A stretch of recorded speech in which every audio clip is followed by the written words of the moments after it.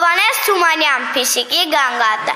Փիսիկը նստել մի մուտարփյունում, ունքերը գիտել ու լացել լինում,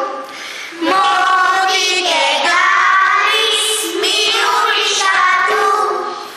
Ինչու ես լալիս այ փիսո ջանդում,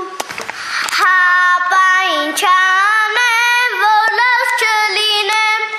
գանգատ է անում, փիսո տրադեն,